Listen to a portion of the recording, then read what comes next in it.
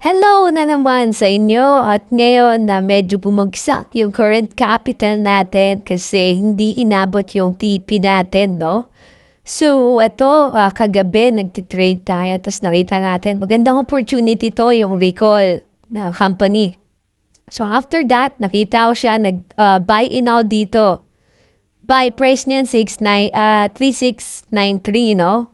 Ayan, pagka-buy price niyan, humangat na. Nagpahinga ako saglit kasi worn out eh. Full day tayo nag-work tapos gabi trading, no? Tapos napag-isipan ko magpahinga kasi nag-set naman ako ng stop loss and nag-set naman ako ng trigger hit ng pang-gain. Pero sadly, no? Accept tayo ng buy dito. Tapos nakita ko yung momentum ng Ethereum and Bitcoin. Sabi ko, okay, possible siyang mabot dito sa tuktok natin. So, ito yung ginawa ko. Hit at gain na hit dito sa 4041. Ay, yan yung ginawa nating hit kasi binase natin siya dito. Dapat pala, binabaho pa siya konti. Kahit dyan lang kahit binabaho lang ng onteng-onteng to. Pinaabot ko lang sana dito sa week na to. 4023 sana, nag-out na tayo, naka-trigger sana tayo, limit ng out sa 403. Kasi hindi, sinobra ko ng onte kasi nakita ko ang potential dito. Yung sagat niya, gusto ko, dito ko siya pinaabot talaga. Dito sa baba na ito, kaso sabi ko, okay, gitna natin, 4044. 404, yan yung sit natin. Tapos sadly, yung sadly na buhay natin na to, no? Hindi siya na-hit. Nakakadupot na nag-break out, nagkaroon ng momentum, Bitcoin and Ethereum, tapos hindi na-hit yung ating gain. So, dapat gain tayo dun ng around $25 to $30 ata. Tapos, di dapat, ngayon, dahil di pa na gain yun, nag-round trip, ayan yung isang risk-reward ratio ng na hindi magigain yung hit mo, no? Kasi two possible outcomes yan eh. So, kung hindi siya na-hit, kung wala akong dinagay na trigger area para sa gain ko, tapos nag-breakout siya, di lipad yung yung futures mo. Kung lumipad si Ethereum, as in, gumana siya talagang. Nagkaroon siya ng maganda-gandang momentum, kas lumipad siya talaga. Kung lumipad yung Ethereum, nagtuloy-tuloy siya up to 4,300. Ayun, kasama yung potent mo dun. Sayong-sayo na yun, lilipad na yun hanggang sa dulo. Kasi, isipin mo hindi ka naglagay ng order. Kung lumipad yan, sabihin natin, bumalik man siya kahit dito lang. Kasi na-break niya na to, hindi pa siya nagtuloy-tuloy ba? So, kung titignan mo lang,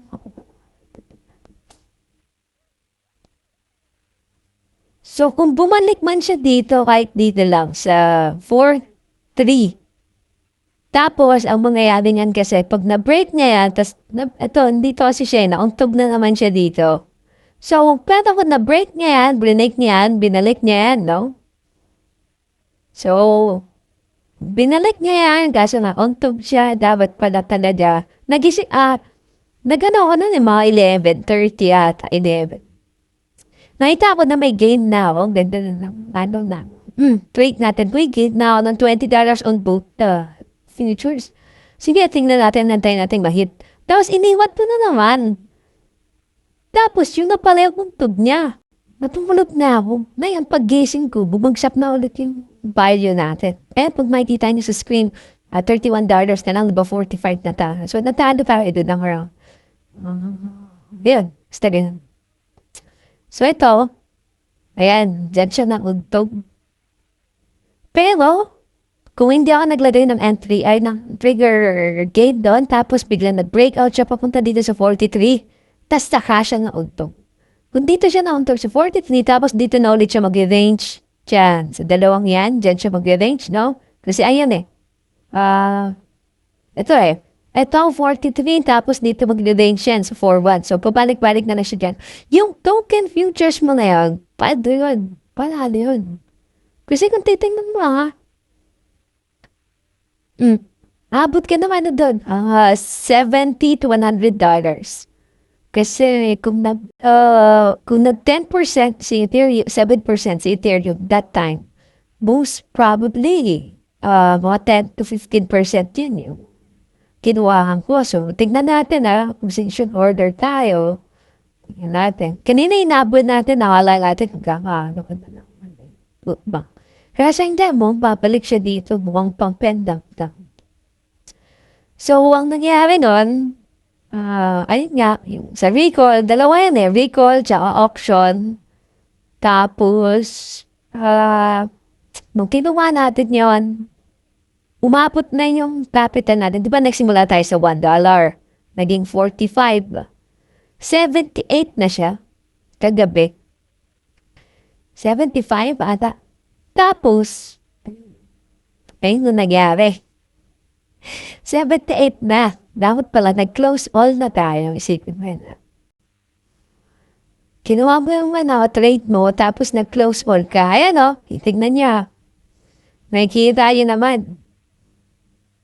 So, tano tayo ng 337, $37 na lang siya gabi. Kasi nag-gain tayo dito na sa Arkham and sa Sumi, na ganyan, tuloy-tuloy. Tano din sa baba. Tapos, kung na-out yan, ito, kapaligan natin sa, dito tayo sa record. Tignan na natin. Ang bagay talaga ng laptop, man, pag nag-record 3 movies or stream. So, magpagpasensya niya na. Ang pinipindot ko na pero wala nagbabago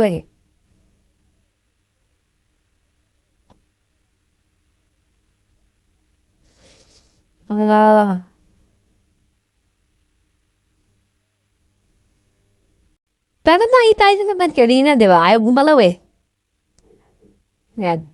Nakita niyo kanina, di ba? Nagkaroon tayo ng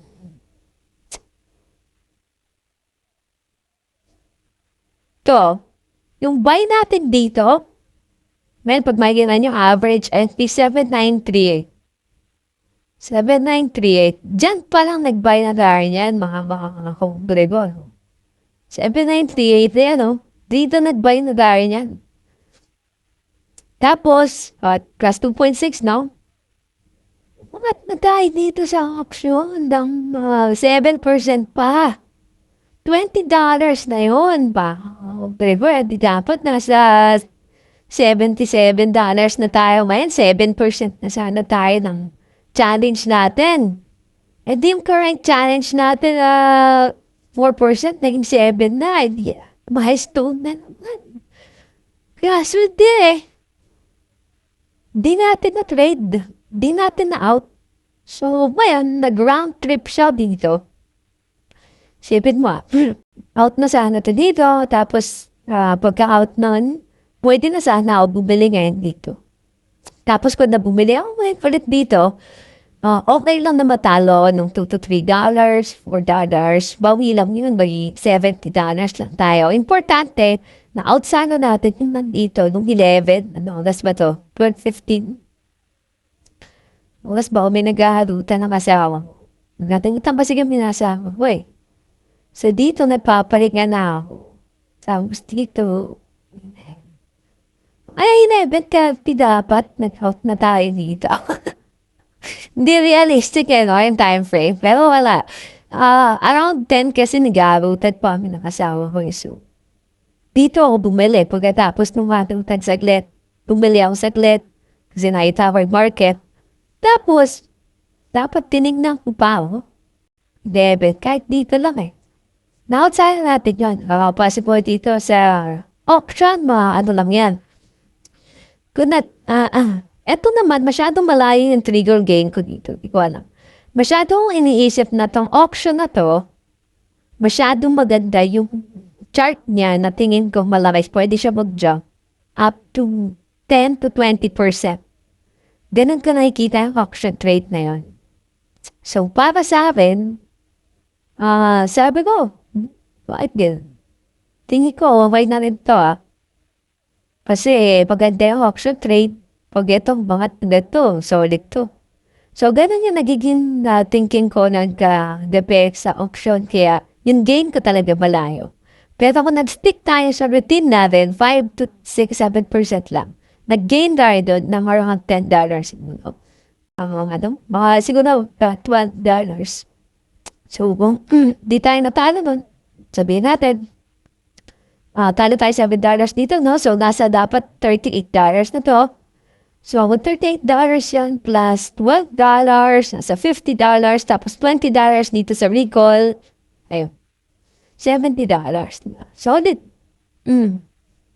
Pero nangyari, nag-buy tayo dito, anong pa-buy area natin dito? 369.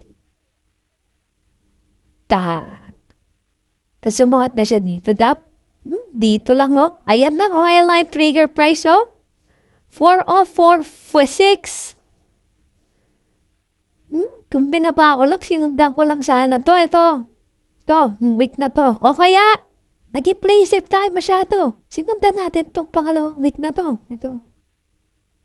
Yan. Sinundan natin itong week na to. Yan lang, 3983, 3988, 3977. Yun yung mga sinundan natin, naka-outside na tayo dito. Kasi kung titignan mo naman, sa 4-0 pa po, dito kakabutin yan. Pero yung tinitignan po. Dapat pala, dito nga lang. Bali kung pinot ko na to, 3988, parang 3977. Diba? At nasano tayo, 10%. $25 sana. Kumita tayo 2,000 kahapon dito sa account na to. Kaya wala, okay lang. Marami tayong dun sa iba ka ba. Alam mo yun, yung challenge kasi naaagigil Gusto ko siyang mangyari talaga. Naniniwala ko it can happen. Kasi nangyari nga siya sa ibang tao before. Ito yung mga challenge na kaya nating gawin. Pero naniniwala siya, pag siyempre, mas malayong capital, mas malaki mapupuntahan kung lalo lang biyasa ka sa trading. Pero kung di ka biyasa, gusto mo lang mag-try for fun, and then gusto mo maging habit to, gusto mo magkaroon ng knowledge, ito, sabay ka lang dito sa akin. Yung trading signals ko nga pala, yung mismong nangyayaring trade. Nandyan sa, sign up lang kayo, tapos, pag nakapasok na kayo dyan sa sign up, comment nyo dad, lagay yung UUID nyo, tapos saligay sa Discord namin. Kasi doon kami naglalapag ng trades. Siyempre, di mga ka-hungry ko na play safe, wala nakapag-out yun lahat.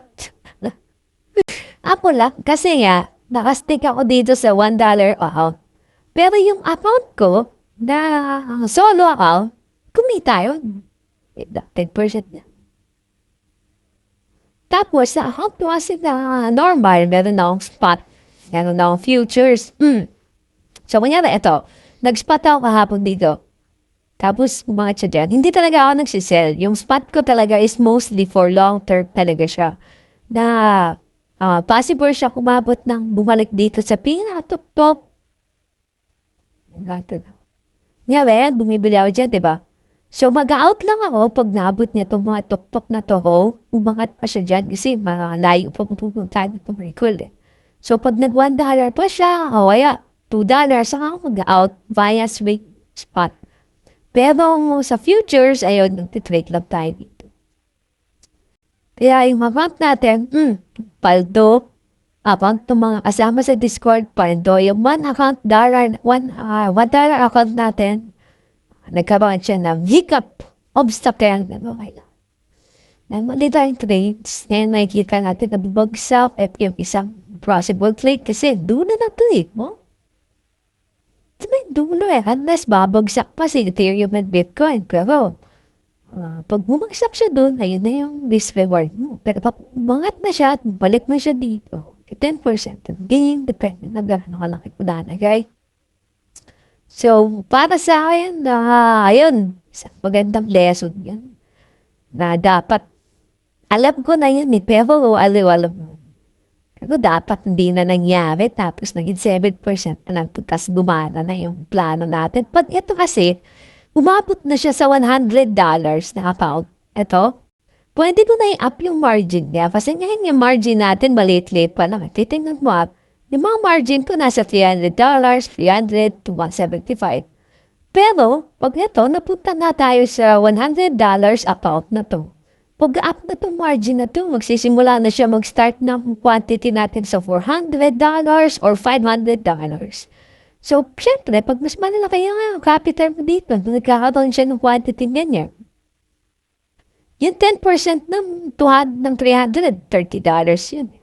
Yung 10% ng $500 mo, $50. So, mas malaki yung possible na kitain natin through bet and margin. So, ayun lang. Sana nag-gate kayo doon sa break na sa pump kagabi. Hindi kayo nadara dito sa ginawa mo. Maganda-ganda sana. So, okay. See you.